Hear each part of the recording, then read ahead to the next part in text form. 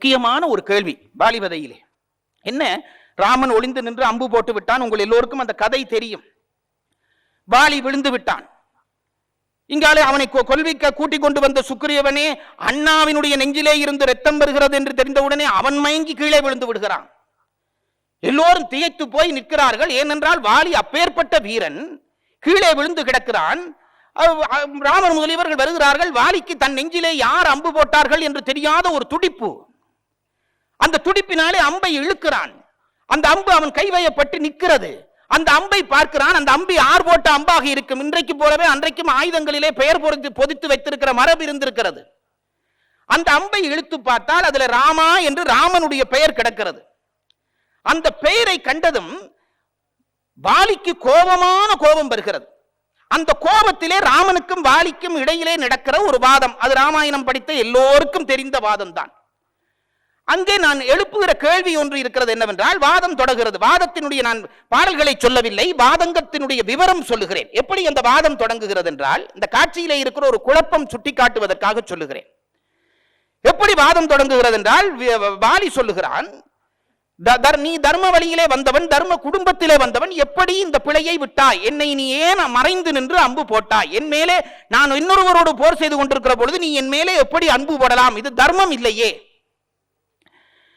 என்னை நீ கொல்வதற்கு என்ன அதிகாரம் உனக்கு இருக்கிறது? ஏன் என்னை கொன்றாய் என்று கேட்டதும் ராமன் அதற்கு பதில் சொல்லுகிறான். கேள்வியையும் பதிலையும் அவதானியுங்கள். என்னை ஏன் நீ என் மேல் அம்பு போட்டாய்? ராமன் சொன்னான், நீ ஒரு பெரிய தர்ம பிழை செய்தாய். என்ன தர்ம பிழை என்று கேட்டால், தம்பி மனைவியை உன் மனைவியாக ஆக்கிக் கொள்ள முயன்றாய். அது ஒரு பெரிய தர்ம பிழை.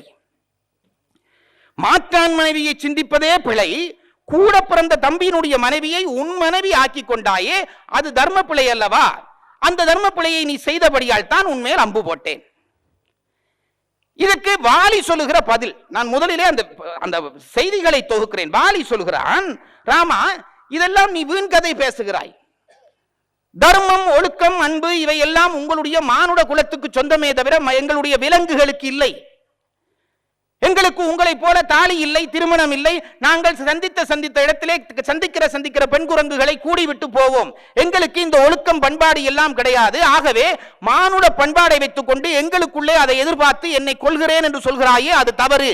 ஒழுக்கங்கள் எல்லாம் உங்களுக்குத்தான், விலங்குகளாகிய எங்களுக்கு இல்லை என்று பேசுகிறான் வாலி.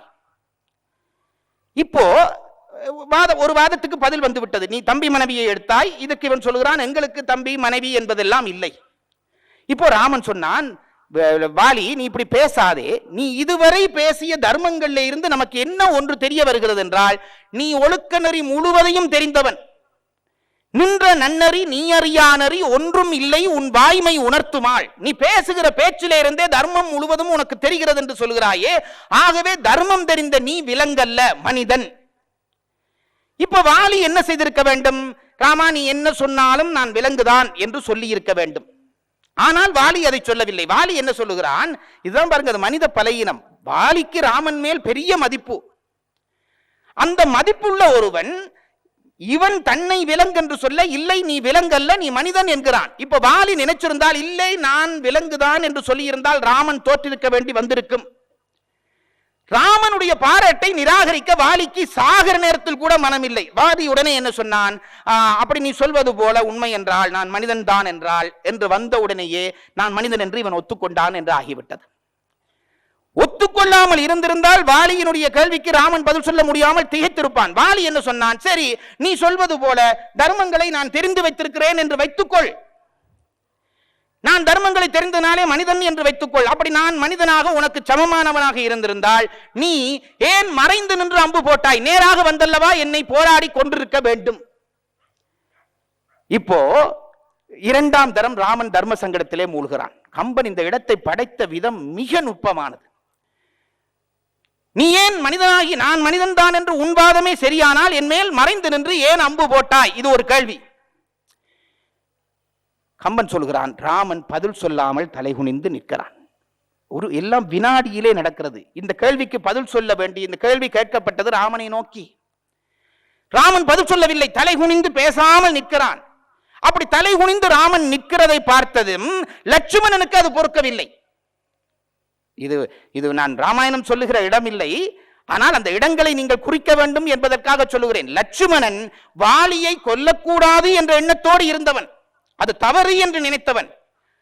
ஆனாலும் அந்த தர்ம உணர்ச்சியை விட குரங்குகளுக்கு மத்தியிலே அண்ணன் தலை குனிகிறான் என்ற அந்த எண்ணத்தை லட்சுமணனாலே தாங்க முடியவில்லை. 1000 பிழை இருக்கட்டும், என் அண்ணன் தலை குனிய கூடாது, அதுவும் ஒரு சாதாரண குரங்குகளுக்கு முன் என் அண்ணன் தலை குனிவதா? ராமன் பதில் சொல்லவில்லை. ஏன் மறைந்து நின்று கொன்றாய் என்று கேட்டவுடனே குறுக்கிட்டு லட்சுமணன் பதில் சொன்னான். சுக்ரீவனே, உன்னை ஏன் அண்ணா எதிரே வந்து கொள்ளவில்லை என்று கேட்டாள். வந்தால் நீ அவனிடம் சரணாகதி அடைவாய். முன்னமே உன் தம்பி வாலி ஏன் முன்னுக்கு வரவில்லை என்றால் சுக்ரீவன் ஏற்கனவே சரணாகதி அடைந்து விட்டான். என் அண்ணன் வந்திருந்தால் நீயும் சரணாகதி அடைவாய். 2 பேரும் சரணாதி அடைந்தால் யாருக்கு அவன் சரணம் அளிப்பது என்று தெரியாதபடியால் தான் ஒளிந்து நின்று உன்மேல் அம்பு போட்டான் என்று லட்சுமணன் சொன்னான். இதிலே 1% நியாயம் இருக்கிறதா? நீங்கள் நினைத்து பாருங்கள். இதுவரைக்கும் வாதத்துக்கு வாதம் செய்து கொண்டு வந்தவன் வாலி. ராமன் எத்தனையோ தர்மங்களை சொல்ல சொல்ல சொல்ல அதையெல்லாம் தக்கபடி தர்க்கத்தினாலே முறியடித்து வந்தவன். நேர்மையாக சொன்ன தர்மங்கள் எல்லாம் முறியடித்து வந்தவன். இப்போ லட்சுமணன் நேர்மையற்ற குதர்க்கமான ஒரு தர்க்கத்தை முன்வைக்கிறான். ஏன் என் அண்ணன் கொல்லவில்லை, உன்னை ஒளிந்து நின்று கொண்டான் என்றால் முன்னே வந்தால் நீயும் சரணாகதி அடைந்து விடுவாய், அவனுக்கு தர்ம சங்கடமாக அதனாலே ஒளிந்து நின்று கொண்டான். இதிலே எந்த நியாயமும் இல்லை இந்த தர்க்கத்திலே. ஆனால் அதுவரை நியாயமான தர்க்கத்தை எல்லாம் எதிர்த்த வாலி இந்த தர்க்கத்தை கேட்டு பேசாமல் நான் செய்தது பிழை என்று ஒத்துக்கொள்கிறான். நான் தான் பிழை செய்து விட்டேன் என்று ஒத்துக்கொள்வதாக கம்பன் முடிக்கிறான். இந்த இடத்தை வைத்துக் கொண்டு பல பேர் பலவிதமாக குழம்புகிறார்கள்.